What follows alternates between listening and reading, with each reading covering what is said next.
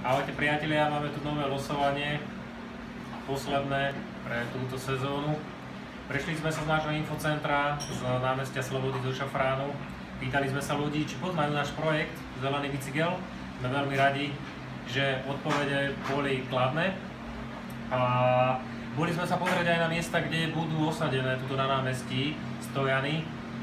Už len pár dní, práve čakáme na posledné papiere, na posledné povolenia. Už pár dní budete môcť využívať na ostro náš projekt.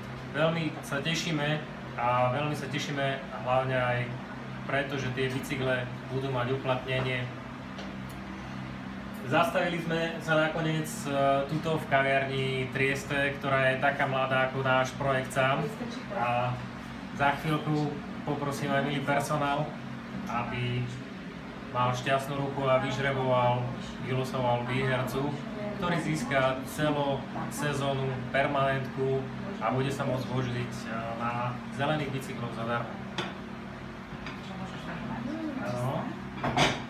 Takže slečna môže poprosiť jedného výhercu. Díky moc.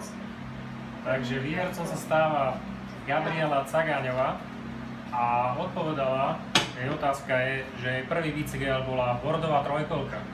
Takže pani Cagáňovej srdečne blahoželáme.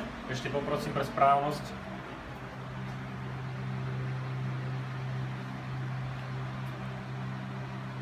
Takže ešte raz pani Cagáňová gratulujeme a tešíme sa veľmi na spustenie nášho projektu.